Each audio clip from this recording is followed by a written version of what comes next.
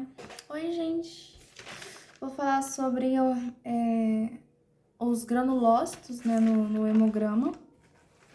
Melhor, o hemograma nas infecções, assim, né? O hemograma, gente, ele vai avaliar basicamente a quantidade dos elementos do sangue. Que elementos são esses? São as hemácias, ou também pode ser chamados de eritrócitos, né? Ou glóbulos vermelhos. Avalia as plaquetas, ou se não... Tem outro nome para as plaquetas. Os trombócitos. Avalia também os leucócitos, ou se não os glóbulos brancos, sabe? Então, o hemograma, ele vai avaliar basicamente isso. E o hemograma, ele vai avaliar o que em relação a isso? Ele vai avaliar a quantidade e ele vai avaliar a qualidade desses elementos, sabe? Tanto que quando a gente aprendeu o hemograma foi no segundo período, que a gente especificou o hemograma mais na parte, assim, de anemia, como que você interpretava o hemograma e tudo mais. A gente avaliava, né, a coloração das hemácias, a gente avaliava a quantidade das hemácias e tudo mais. Aqui eu vou mais especificar do hemograma nas infecções, assim. Tanto que... Deixa eu ver se eu tenho anotado aqui, eu acho que eu tenho. Eu tinha até memorizado, eu gosto de fazer muito flashcard, que eu sempre falo aqui. Se você tem uma infecção bacteriana, na maioria das vezes você vai ter aumento de neutrófilos. Tu tem uma infecção por vírus, a maioria das vezes vai ter um aumento de linfócitos. Você tem uma infecção, por exemplo, parasitária ou uma reação alérgica, vai ser um aumento de eosinófilos. Então vai ser basicamente isso daqui, sabe? O que eu vou falar? Só que eu vou especificar, mas tipo assim, eu vou focar mais que, por exemplo, o que é o neutrófilo, qual que é a função do neutrófilo, como que ele vai, como que ele atua, como que ele vai penetrar, penetrar não na célula, mas como que ele vai chegar naquele local de inflamação, sabe, tudo mais. Que, entanto, que tem até um pouco a ver com os tipos de... os tipos de inflamação, né, que talvez eu grave um vídeo falando sobre. Deixa eu só pegar uma água, gente, que eu tô com sede. Então, o hemograma, ele vai avaliar a quantidade e a qualidade dos elementos do sangue. Ele avalia se há presença de doenças hematológicas, né, doenças envolvidas com as células do sangue, basicamente assim, com outros patógenos. E quais são essas células do sangue, que eu nem havia falado? Hemácias ou eritrócitos, leucócitos, ou se não, glóbulos brancos, né, plaquetas, ou se não, trombócitos. Como que funciona, como que vai acontecer a hematopoiese? Ana Clara, o que é a hematopoiese? É basicamente a formação dessas células sanguíneas. De maneira geral, elas vão acontecer na medula óssea, sabe? Só que assim, durante a vida fetal, vai acontecer no saco vitelino e antes do bebê nascer em si, vai ser transportado, vai para o fígado e o baço, e antes do bebê nascer, vai para a medula óssea. E na vida adulta lá, não na vida adulta, né? Após o nascimento em si, já tá sendo produzido já na medula óssea, né? E uma coisa que todas as células do sistema sanguíneo, das células do sangue em si, tem origem de uma única célula que a gente chama célula tronco hematopoética pluripotente. Célula tronco hematopoética. Vem lá, tá lá na medula óssea, pluripotente, acredito eu que deve ser porque produz todas as células do sangue e tudo mais. E essa célula tronco hematopoética pluripotente, ela vai se diferenciar em dois tipos. Ela vai se diferenciar nos mieloides e nos linfóides. Os mieloides são basicamente células do sistema sanguíneo. Neutrófilos, eosinófilos, basófilos, metamielócitos, sabe, assim. E os linfóides vai ser células do sistema imune. Então, vai ser os linfócitos B, linfócitos T, vai ser as células NK, que é a Natural Killer, né?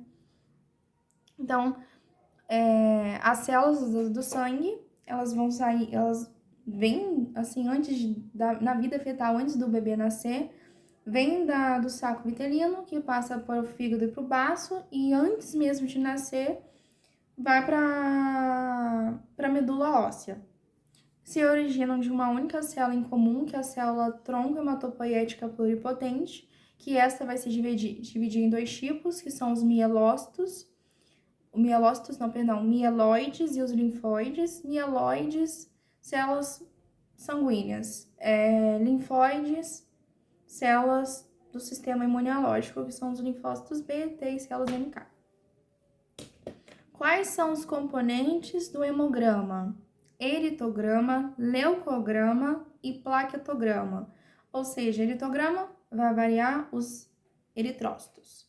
Leucograma vai avaliar os leucócitos. E plaquetograma, plaquetograma avalia as plaquetas mesmo, né? E uma observação aqui, como é que faz pra gente avaliar isso? Você vai pegar o sangue e vai colocar em um tubinho, e nesse tubinho você vai fazer uma centrifugação nele, em que vai separar cada componente, separa os eritrócitos dos leucócitos e das plaquetas, assim.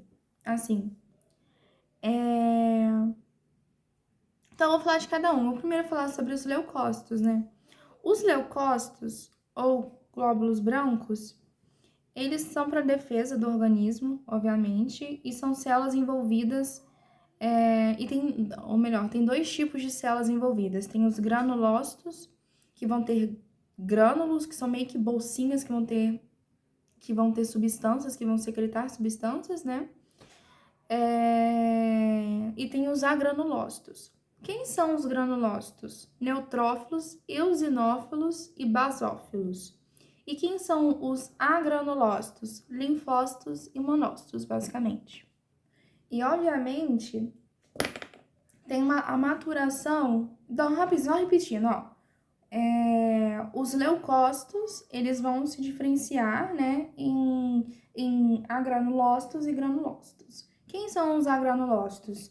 Linfócitos e monócitos. Quem são os granulócitos? São eosinófilos, neutrófilos e acho que basilófilos, né? Isso mesmo.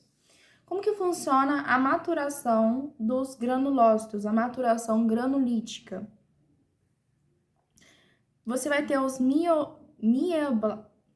mieblastos, vai ser originado os mieblastos, depois vai para o promielócitos, depois mielócitos, metamielócitos, bastonetes e segmentados. Essa seria a origem da maturação em si. Então, mieloblastos, promielócitos, mielócitos, metamielócitos, bastonetes e segmentados em si. Leucócitos, aí eu vou explicar cada um dentro dos leucócitos. Eu vou explicar quem são os neutrófilos, quem são os bastonetes, e eu não sei se eu chego a falar dos basófilos aqui. Deixa eu ver se eu falo dos basófilos. Então, eu vou basicamente explicar sobre os leucócitos na infecção mesmo, né? Os neutrófilos, gente, novamente que eu havia falado, tu tem uma infecção bacteriana, normalmente, quem vai estar aumentado em seus números vai ser os neutrófilos, né? Então, os neutrófilos, eles vão realizar fagocitose, eles vão realizar degranulação. A degranulação é quando você vai... Lembra que eu havia falado? Os neutrófilos, eles são granulócitos, né? Então, eles vão possuir bolsas que contém substâncias químicas. Então, a degranulação é isso. Você vai liberar o conteúdo desses granulócitos para ajudar a matar aquele micro-organismo. Então, os neutrófilos, além deles fazer a fagocitose, o que é a fagocitose? Isso aqui, o patógeno, tá lá o meu neutrófilo, ele tem meio que o receptor lá pro micro-organismo, né? O micro-organismo vem, aí a fagocitose é isso aqui. Vai meio que engolir assim. Então, aí na fagocitose, eu não sei se eu vou estar talvez eu esteja adiantando a explicação, mas na fagocitose, quando você tem um englobamento assim, dentro lá, o fagossomo vai se juntar com o lisossomo, esses vão liberar, eu acho que deve liberar, não tenho certeza, eu acho que deve liberar enzimas proteolíticas para justamente digerir esse micro-organismo. No caso, a fagocitose seria isso. A degranulação você vai ter a liberação do conteúdo do neutrófilo, do conteúdo dos grânulos, para destruir esses micro-organismos, né? Além disso, os neutrófilos, eles vão secretar citocinas. Então, tá vendo como que ele vai basicamente ter a função mesmo de matar o micro-organismo? Os neutrófilos e os monócitos. Os neutrófilos são granulócitos. Os monócitos são agranulócitos. Lembrando que os monócitos e os linfócitos são agranulócitos. Então, os neutrófilos e os monócitos, eles vão possuir uma célula progenitora comum. Tá? Essa é uma curiosidade que estava no slide. Não sei se... Eu acho que não fiz nada específico, não. Mas só pra gente saber, né? E os neutrófilos, durante a sua maturação, eles vão adquirir seu sistema bioquímico, ou seja, a sua capacidade de produzir citocinas, de produzir substâncias químicas, né? Vai adquirir também um aparato locomotor para a fagocitose, e geralmente os neutrófilos é típico de uma reação inflamatória. E reação inflamatória bacteriana ainda. Deixa eu ver se... Não vai ficar. E outra coisa, tá? Em condições patológicas em que você, por exemplo, tem uma gota, né, que é a presença de ácido úrico, né, presença de cristais de ácido úrico, o neutrófilo, ele consegue sim fagocitar esses cristais, porém ele não tem a capacidade de destruir esses cristais. Então, outras situações aí, outros elementos vão ter que vir para destruir esses cristais. Não, deu uma dor de cabeça. Então, os neutrófilos e monócitos possuem uma célula progenitora comum. Os neutrófilos, eles, durante a sua maturação, vai adquirir o sistema bioquímico, bioquímico, o aparato locomotor, justamente para fagocitose, e é um tipo de reação inflamatória comum que a gente tem. Em condições patológicas, ele consegue ingerir complexos, imunocomplexos, que seriam meio que substâncias dos antígenos com os anticorpos, mais ou menos assim, ou precipitados de material cristalino, que no caso que eu dei o exemplo os cristais de ácido úrico, né, lá no caso da gota, né, da doença de gota. Como ocorre a ação dos neutrófilos? Você vai ter a liberação quando tu tem uma inflamação, assim, vamos supor que houve uma lesão tecidual, iniciou-se lá o processo inflamatório. O que vai acontecer? A interleucina, que é eu acho que é uma citocina, a IL-1, interleucina 1, ela é liberada a partir da presença de monócitos na medula óssea. Então, quando você tem a liberação dessa interleucina 1, ela vai entrar em contato, ela vai ter uma interação com as células do microambiente da medula. E quando ela tem... Então, assim, houve a lesão, tudo mais, tá lá a presença de monócitos. Os monócitos fizeram que, de alguma forma, houvesse a liberação da interleucina 1. Interleucina 1 foi liberada e ela vai interagir junto com as células do microambiente da medula. Quando ela interage com as células do microambiente da medula, ela vai liberar uma coisa que a gente chama de FEC-GM, ou se não, GM é alguma coisa. No slide está FEC-GM, então eu vou usar FEC-GM. O que é esse FEC-GM? FEC-GM, né? É FEC-GM. Esse FEC-GM, ele é o fator estimulador de colônias de granulócitos e macrófagos. Ou seja, ele vai basicamente estimular a proliferação e diferenciação das células progenitoras mieloides. ele vai favorecer, vai estimular a produção de granulócitos e de macrófagos, basicamente. Então, ele estimula a proliferação e diferenciação das células progenitoras, mieloides, e favorece o aumento da produção de neutrófilos e monócitos durante a resposta inflamatória.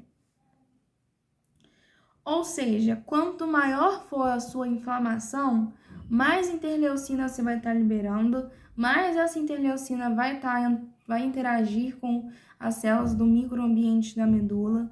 Então, mais FEC você vai estar liberando, ou seja, mais neutrófilos e monócitos estão sendo produzidos.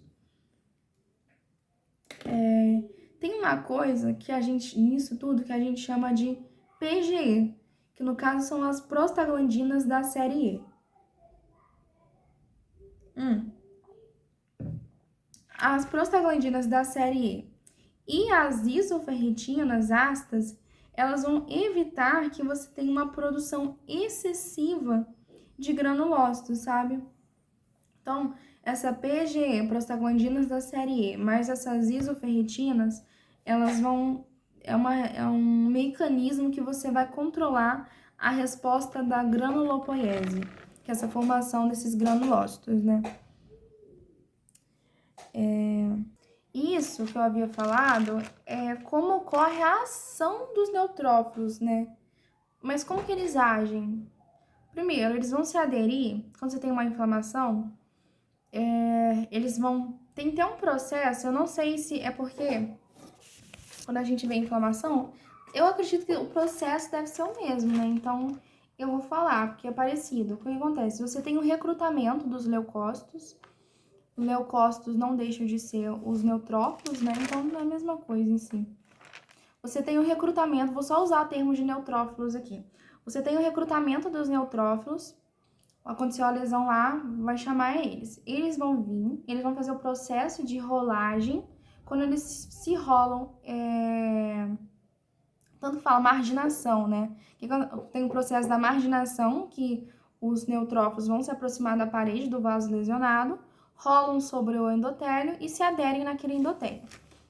Mesma coisa, ó, aqui no caso que eu falei da inflamação, a mesma coisa aqui, ó. Se aderem ao endotélio e migram por meio de vênulas capilares. Enfim, a segunda coisa que acontece, quando eles se agregam e se aderem no endotélio, eles vão fazer uma coisa que a gente chama de transmigração. Que, ó, ao se aderirem ao local, eles migram para a membrana e vão para o local da inflamação. Então, esse processo de transmigração, né, que a gente fala, acumulam e agregam no local lesionado. Aí, como é que, quando eles vão migrar para o local lesionado, assim, vamos supor que aqui eles estão dentro do, como que fala? Dentro do vaso lesionado. Não, o vaso lesionado foi aqui mais ou menos. Aí estão aqui dentro do vaso. Marginação, eles vão são meio que chamados para vir, vão se aproximar da parede do endotélio, sofrer rolagem e vão se aderir, nisso que eles se aderem, através de uma substância que a gente chamou de... Na aula de inflamação foi chamado de quimioativas, é uma migração quimioativa. Aqui, nessa aula específica, chamado de quimioatraentes, só que eu acho que quimioatraentes, eu acredito que seja a mesma coisa, né? Então, assim, quando eles migram, se aderem assim, através dessas substâncias quimioativas ou quimioatraentes, eles vão lá pro local onde está a infecção, justamente para agir sobre aquela infecção, para combater o micro-organismo e tudo mais. Olha, se aderem ao endotélio, migram por meio das vênulas pós-capilares, acumulam e agregam no local lesionado. Geram mediadores que recrutam novos granulócitos, ingerem micro-organismo ou outras substâncias e sofrem degranulação. Ou seja, marginação, se aproxima da parede do vaso, rolagem, aderem, transmigração, que eles vão sair lá do local e vão lá para a área onde está lesionada, por meio de substâncias quimioativas. Quando eles se aderem lá naquele local, quando estão já agindo sobre aquele vaso, aquele lugar lesionado, né? Eles vão acabar chamando vão ter substâncias, né, as citocinas, que vão recrutar outros neutrófilos para mais neutrófilos ir ali reagir e ingerir o micro-organismo, né, fazer a fagocitose dele, e depois a degranulação, que eu havia falado, que é aquele processo em que você vai ter a liberação de substâncias químicas para degradar aquele micro-organismo. Aí na parte do slide fala o que é quimioatraentes e quimioativos. É justamente isso que eu havia falado. Tem uma substância que vai estimular os granulócitos, vai estimular os neutrófilos, os eosinófilos, os basófilos e tudo mais, os leucócitos em si, a migrarem em direção ao local lesionado, e após se ligarem aos receptores da superfície, eles ocorrem uma série de fatores lá que... ocorre uma série de fatores lá. Enfim, que eu nem anotei, porque eu fiquei com... não entendi nada daqueles fatores, mas... é isso que eu falei, ó, recrutamento dos leucócitos, marginação, que é os leucócitos se aproximam da parede do vaso lesionado, rolam sobre o endotélio ao se aderirem. Ao se aderirem, eles migram para a membrana e vão para o local da infecção através de migração quimiativa. Lá eles vão fazer o processo de fagocitose e vai fazer a degranulação. Aí, quando os neutrófilos... ah, tá, uma coisa aqui. Tem alguns receptores quimioativos, tá? Que talvez caia na prova. Que receptores quimioativos, ou melhor, receptores de quimiocinas, que é o CXCR4 e o CXCR2. Eles são essenciais para a manutenção e liberação dos neutrófilos, justamente para que você não tenha... É como se fosse a nossa PGE e a nossa isoferritina ácida, que é aquelas que eu havia falado, que vão evitar a produção excessiva de neutrófilos e macrófagos, neutrófilos e monócitos, aliás. Aqui, esses CXCR4 e CXCR2, eles meio que vão controlar a resposta inflamatória, evitando que tantos neutrófilos vão para aquela região, sabe? E uma coisa, ó, quando os neutrófilos eles são ativados, eles vão produzir e vão liberar mediadores potentes que têm uma ação microbicida e inflamatória, que é justamente essas citocinas, né? Então, produzem e liberam mediadores potentes que têm ação microbicida e inflamatória. Quais são essas substâncias? A gente tem duas, né? Ou melhor, produzem e liberam mediadores. Quais são esses mediadores, né? Falei errado. São os radicais tóxicos de oxigênio e a ingestão em si. Perdão. Os radicais tóxicos de oxigênio e os mediadores lipídicos. Radicais tóxicos de oxigênio basicamente, eles vão destruir o micro-organismo dentro do fagossomo lá. E os mediadores lipídicos, eles vão ampliar a resposta inflamatória e vão recrutar mais células de defesa, né?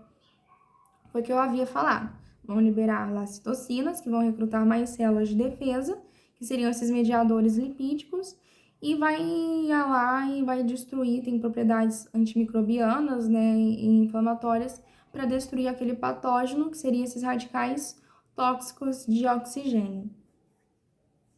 E a gente tem a ingestão, que eles vão reconhecer e engolir o agente invasor, mas antes deles reconhecer e engolir o agente invasor, eles precisam identificar os sinais na superfície desse micro-organismo, né? Enfim, vou explicar muito bem essa parte, não. Aí, como é que ocorre a fagocitose? Como que acontece essa fagocitose? Os micro-organismos, que eu havia falado, eles vão ser meio que engolidos. Nisso que eles são engolidos, eles vão para dentro do fagossomo. Esse fagossomo, ele vai se juntar ao lisossomo, se funde ao lisossomo, formando o fagolisossomo. Nesse fagolisossomo é onde os micro-organismos eles vão ser mortos e por espécies, nem havia falado, radicais tóxicos de oxigênio e nitrogênio, mais enzimas proteolíticas, que são aquelas enzimas destruidoras de proteína. Então, basicamente é isso. Ó, a inflamação tem que ter uma anotação, ó. A fagocitose de uma partícula envolve a ligação e a adesão do patógeno aos receptores dos leucócitos, e ao se ligar ao receptor, a membrana do leucócito se fecha ao redor, formando a fagocitose assim, e este é degradado por enzimas proteolíticas e é destruído.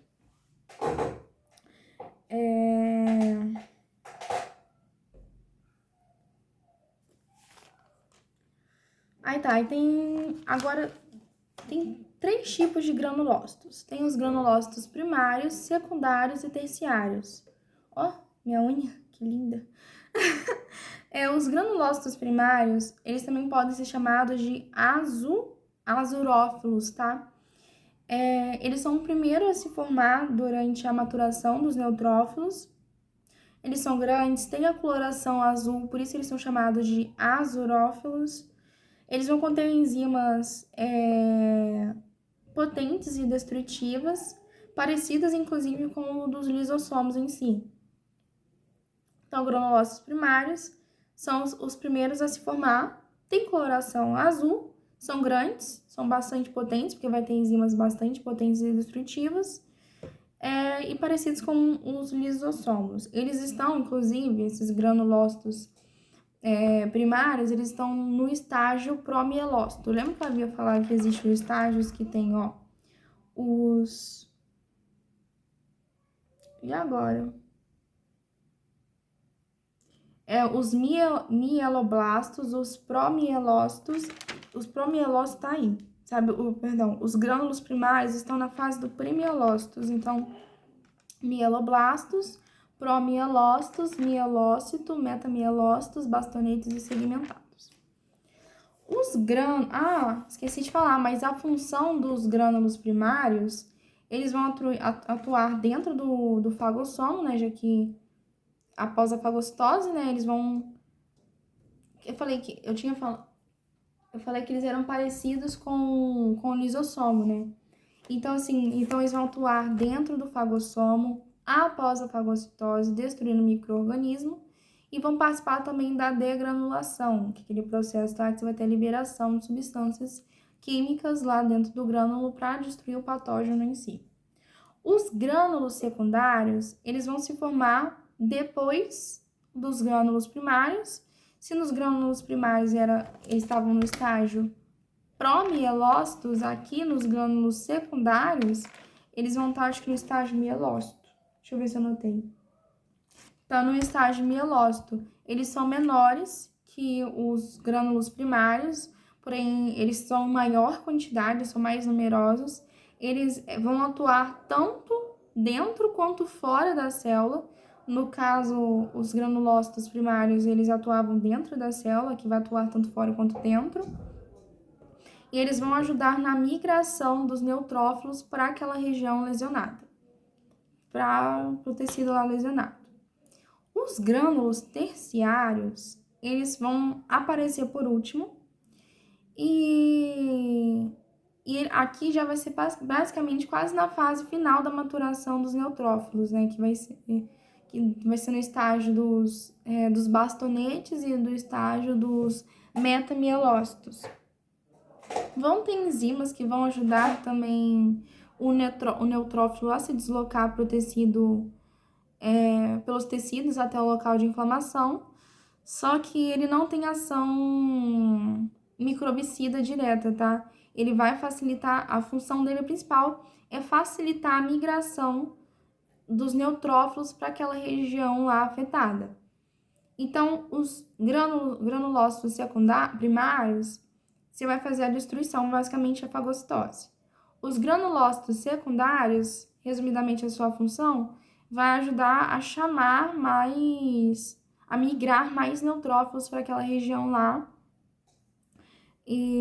para aquela região lá, do tecido lesionado. E os grânulos terciários vão aparecer por último, contém enzimas que também vai ajudar a recrutar neutrófilos para aquela região lesionada, porém ele não tem ação microbicida direta, né? Ele só vai facilitar a migração dos neutrófilos para aquele tecido lesionado. E uma coisa é que este grânulo terciário, gente, ele serve como estoque de metaloproteinases, tá? Tá acabando. Falta eu falar da resolução de inflamação, os passos e tudo mais, o que é netose. Eu vou falar dos eosinófilos e, por último, vou falar dos basófilos, tá? Tá acabando. Juro que tá acabando. Tá, resolução do processo inflamatório. O processo inflamatório, ele é aquele processo, obviamente, que você vai ter recrutamento de neutrófilos, de leucócitos em si, para combater aquele agente patógeno, né? Quando aquele patógeno em si, ele é destruído, a inflamação ela tem que parar de acontecer, né? Então, existe um mecanismo, você precisa de uma imunomodulação inflamatória para fazer com que essa inflamação pare. E é só, assim, o que eu achei, assim, importante é que é só dois, né? Primeiro que você vai ter a apoptose dos neutrófilos que já exerceram a sua função lá de combater, de fagocitar o micro-organismo, né? O patógeno em si. Segundo, que acontece que o fluxo de neutrófilos é interrompido, ou seja, vai parar de vir mais neutrófilos para aquela região lá. E outra coisa que vai ter também um aumento, são três, né? Vai ter um aumento de macrófagos, um aumento do recrutamento dos macrófagos. Existe um tipo de apoptose, que não é basicamente uma apoptose comum, ou uma necrose que a gente tem, lembrando que a apoptose é uma morte celular programada. Se ela se programa para morrer, não tem, eu acho que você não vai ter, como que fala? O rompimento da membrana, você vai ter meio que fragmentações, e essas fragmentações do patógeno que é destruída, ao contrário da necrose, que a necrose não é uma morte celular programada, mas é uma morte celular que você vai ter basicamente o rompimento da membrana, e quando tu rompe a membrana, você acaba destruindo o patógeno em si, né? Então, a netose, ela é um tipo de morte celular programada, mas que, morte celular dos neutrófilos, aliás, programada, que é diferente da apoptose e da necrose em si. Por quê? Os neutrófilos, eles liberam no meio extracelular uma rede de fibrinas pegajosas formadas por DNA. Essa rede de fibrinas pegajosas, elas são antimicrobianas. Então, assim, que elas são chamadas de NET. Então, essas NETs, né, essas redes de fibrina pegajosas e antimicrobianas, vão fazer com que o patógeno se prende, que o micro-organismo se prende nessa rede e vai impedir a disseminação deles pelo teu corpo. E eles vão matar esses agentes por enzimas. Depois os neutrófilos vão lá e morrem por netose, sabe? Mas é só em neutrófilos que possuem essa netose, essa NETs, essas fibras, essas redes pegajosas formadas por DNA que têm propriedades antimicrobicidas. Quando esses neutrófilos que possuem essas NETs, quando eles não são eliminados completamente, pode gerar danos à saúde, pois eles vão produzir substâncias, vão produzir anticorpos que vão ser contra essas próprias estruturas, sabe? Até aqui, o que eu falei era tudo envolvido basicamente com os neutrófilos. Agora, eu vou falar um pouquinho dos eosinófilos. Nossa, eu tô morrendo de sono. Então, lembra que eu havia falado aqui? Os neutrófilos, eles aumentam quando geralmente tu tem uma inflamação, uma infecção, uma inflamação bacteriana. Os eosinófilos é quando tu tem uma reação alérgica ou, se não, uma infecção parasitária. Então, os eosinófilos, eles vão se acumular em locais de invasão tecidual por vermes, por uma reação alérgica tissular, ou seja, uma reação alérgica na pele em si. Durante uma reação inflamatória alérgica, os mastócitos, que ficam nos tecidos, eles são ativados pelo anticorpo IgE. Esse IgE, eles vão liberar substâncias que vão atrair mais eosinófilos para aquele local dessa inflamação. Por isso que quando tu tem uma infecção, uma reação alérgica, ou como que fala? Uma infecção parasitária, esse anticorpo IgE, ele vai recrutar, vai liberar substâncias que vão recrutar eosinófilos, por isso que aumenta os eosinófilos naquele local de inflamação. Porque os mastócitos que ficam no tecido são ativados pelo IgE. Peraí. Aí o que vai atrair mais eosinófilos para aquele local de infecção, da inflamação, aliás, não a infecção, a inflamação, é justamente as substâncias quimioativas que nem eu havia falado. Quimioativas ou se não, quimioatraentes. Duas substâncias em grandes quantidades nos grânulos eosinófilos.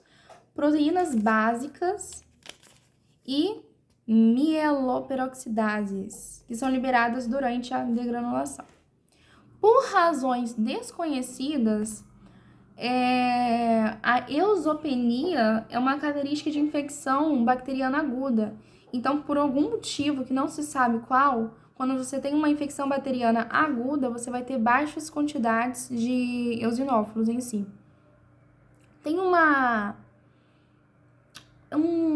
eu não sei dizer, são cristais, né? Sim, são cristais, lembrei aqui agora. São cristais que a gente coleta, que a gente vê nas fezes, né? Que a gente chama de Charcot-Leyden. Leyden, que é CHARCOT-LEYDN, Charcot-Leyden, sei lá. Que são basicamente cristais em formato de losango, que a gente encontra nas fezes, que ele vai ter uma coloração meio laranjada assim, que indica a degradação de eosinófilos, assim. Então, eles são encontrados basicamente em pacientes que... Olha só, são encontrados nas fezes de pacientes com infecções por helmintos ou gastroenterite esofílica. Também são encontrados em pacientes asmáticos e com parasitoses do ciclo pulmonar, com a síndrome de Loeffler. Essa síndrome de Loeffler é que eu não lembro muito bem, porque eu vi isso no primeiro período. Só que, se eu não me engano, é um tipo de ciclo específico que um parasita tem. Eu acho que é 2 ciclos dentro de um, eu não tenho certeza, não me recordo, não me lembro qual que é. Mas então, tipo assim, além de você ter o hemograma, né, para avaliar se você tem uma infecção parasitária, uma reação alérgica, não, mais uma infecção parasitária não. Parasitária, confundi. Então, você faz um exame lá, coleta das fezes, vê se não tem, você vai procurar a presença desses cristais de Charcot-Leyden, que são, novamente, losangos de cor alaranjada, que indicam uma degradação de eosinófilos, aliás. Aí também são encontrados pacientes asmáticos e com parasitoses do ciclo pulmonar, síndrome de Loeffler. Então, eosinófilos, já falei dos neutrófilos, eosinófilos, e agora falta falar dos basófilos. E acabou. Os basófilos, gente,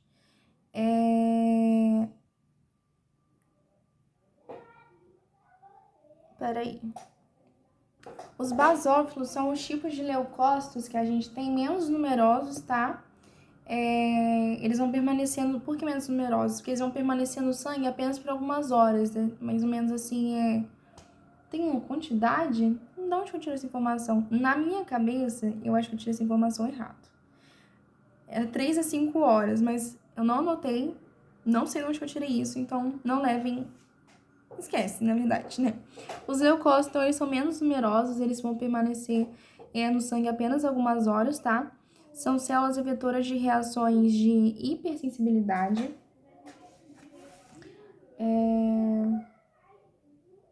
Os basófilos, eu acho que não tem tanta importância, porque não tem tantas informações dele aqui no slide. mas entenda que eles são os menos numerosos, permanecem no sangue apenas algumas horas, contém histamina, heparina e... peraí. Os monócitos, eles são leucócitos agranulócitos, né? Que é extinto, que eu havia falado. Do tipo de são agranulócitos. Os monócitos, eles vão realizar fagocitose de certos tipos de micro-organismo, principalmente de micobactérias, ou então é os monócitos que vão agir contra por exemplo, a micobactéria tuberculose que a gente tem. Eles circulam no sangue cerca de 1 a 3 dias depois que eles migram para os tecidos.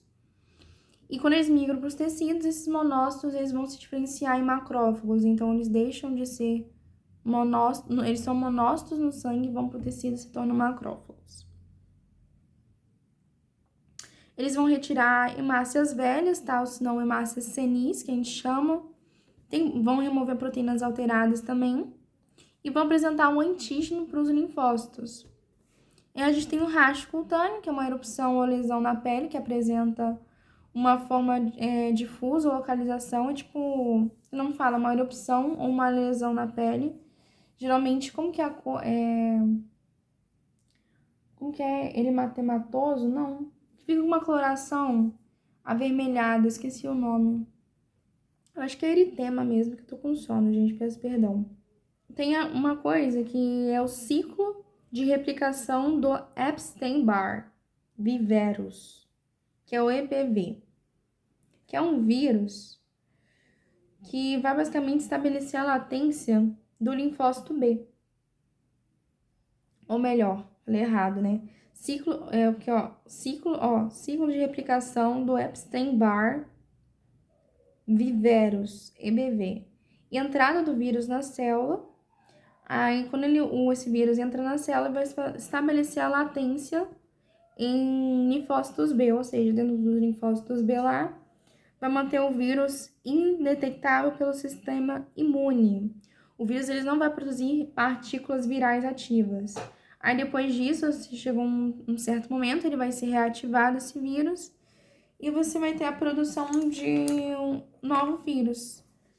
E isso vai persistir a infecção, né, se não for destruído. E esse vírus, ele causa doença do beijo, né, que é transmitido pela saliva, mais comum em crianças, adolescentes e jovens adultos. Esse EBV é o vírus da família de Herpes viridae, família do gama herpesvírus, né, o vírus da herpes, basicamente assim, né. Por isso que é a doença do beijo. E é isso, gente, eu tentei explicar, assim, sabe, o máximo que eu consegui, assim, em relação ao slide, que me deu sono agora no final, então não funcionei tão bem. Qualquer dúvidas, deixa no comentário, no WhatsApp, manda mensagem, é isso.